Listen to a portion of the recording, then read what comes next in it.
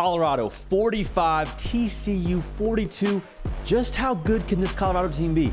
Because they went into Fort Worth, Texas, took care of business, and if I had no idea which team just played for a national championship, like if you just dropped me into the college football world yesterday, I would have had no idea that it was TCU that was the runner-up and not Colorado. So we'll unpack this just a little bit. Really quickly, though, make sure you're subscribed right here to the On3 YouTube channel. We talk college football every single day.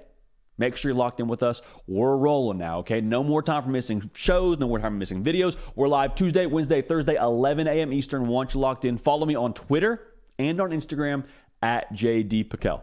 Like I was saying, man, there was no way to tell which team had 80-plus new players, a completely new staff. There was no way to tell which team played for a national title last year. And it's funny because there was so much talk around Colorado, the team that won one game a season ago. Like, even though TCU had just played for a national title, the pressure, the hype, the expectations, the eyeballs were all on Colorado. And the thing that impressed me the most probably, well, there was a couple things that impressed me. One of the big things that impressed me was how just organized, efficient, and together that Colorado operation looked. Not because I had doubts about Deion Sanders, not because I had doubts about the staff, heck, not because I had doubts about the personnel and the talent in that ability and the ability in that locker room. It was because of how short of a time they had been together. It is so difficult to get everybody on the same page, regardless of how long you've been together. This team hasn't been together that long. And they went out there, scored 45 points, responded to adversity. Cannot say enough good things about the way they handled the hype and the way they handled the pressure on them. They were playing like a team that had nothing to lose. They didn't look like a team that was playing with the weight of expectations on them. And here's the other thing too. There were so many people waiting to say, I told you so after that Colorado game. So many people that went into that game that were skeptics and that were anti-Deion Sanders because he's a little bit more outspoken than the average head coach, because he's new to Power 5 football, all that. And by the end of that game, those same people that were skeptics were actually rooting for Colorado. And I will also say this too. I was not doubtful of Deion Sanders to eventually get it rolling at Colorado, but in this game, I did not expect them to win. I did not expect them to come out and look the way that they did. Long term, I was like, yeah, a lot of talent. He's going to acquire the right guys. But to put it together in game one and to look the way they did against the national championship runner-up, can't say enough good things. And now I said there was the most impressive thing about Colorado a little bit earlier. Here was the most impressive thing to me about Colorado. The amount of composure they showed from the top down, I think, was incredible. And not just when it comes to the hype, but the way that they handled the ebbs and flows of the game. Because they started hot. The offense went light speed fast, and they threw the first punch like they forced the issue early against TCU. But when that field goal got blocked, I couldn't help but think to myself, okay, new roster, still trying to get acclimated, you would imagine. Now things don't go their way for the first time in a college football game on this stage. How do they respond? And credit this team, man. All they did was respond. Block, kick, don't matter. Get the ball back. Let's go find a way to put up more points on the board. Hey, they just go on a drive and they score, you go down. Doesn't matter. Let's go find a way to go score. Fourth down, we need a big play. Dylan Edwards. Man, you cannot say enough good things about Dylan Edwards and his impact. Didn't matter. Found a way to answer. Found a way to keep on throwing punches. Found a way to battle. And that's composure from the top down, and that's character from the top down. If that team wasn't bought in, if they hadn't meshed to this point in the year, you would not have seen them respond the way they did time and time again, going 4 quarters with a good football team in TCU from a season ago. So going back to what I said about Dylan Edwards, man, there's a couple guys we got to highlight. Dylan Edwards is obviously one of them. 4 touchdowns on the day. His speed was every bit as advertised.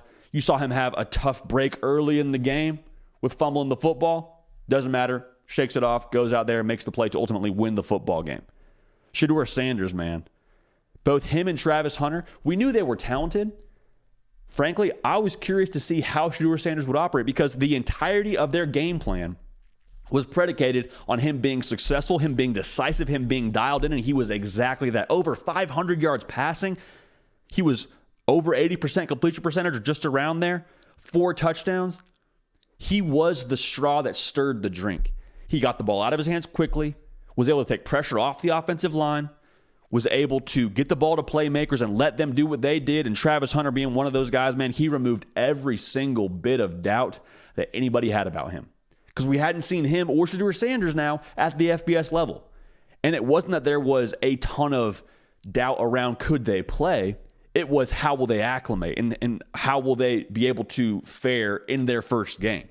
And they both removed every single speck of doubt that was around them. I mean, Travis Hunter had a touchdown catch that was eventually, ruled not a touchdown, but just the sheer ball skills that he showed on that play, climbing the ladder, battling with a good corner from TCU, playing over 100 snaps on the day. He played both ways. I cannot emphasize enough how special of a performance that was yesterday. Travis Hunter has earned every single ice bath, stem treatment, whatever he needs today in Boulder, Colorado.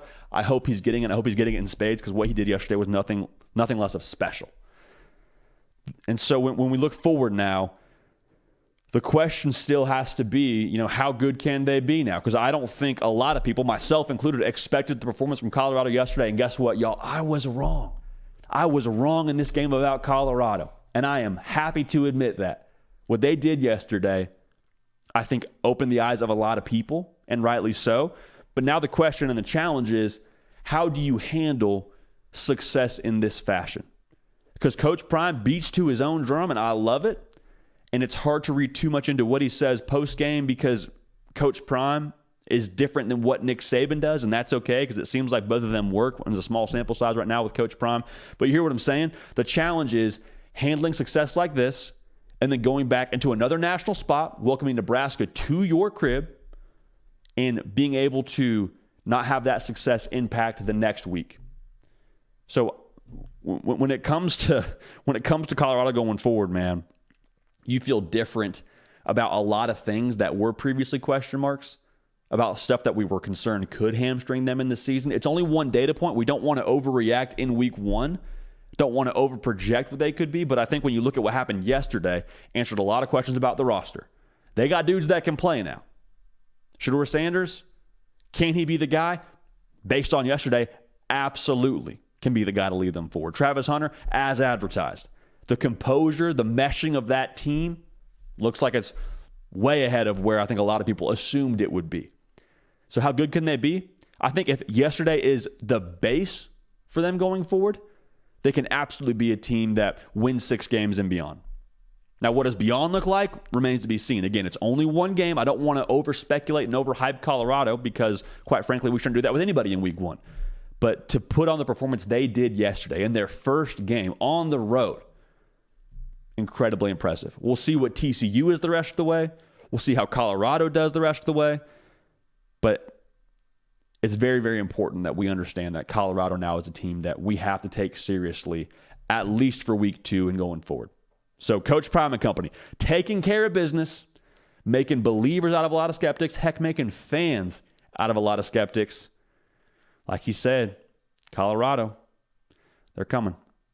Appreciate y'all tuning in. Make sure you're subscribed. Again, live Tuesday, Wednesday, Thursday, 11 a.m. Eastern. You can also find the full episodes of this show, full hour-long episodes of this show on podcast platforms, wherever you get your podcasts. All right, we appreciate y'all. We love y'all. We're going to keep this party rolling. We will see y'all next time.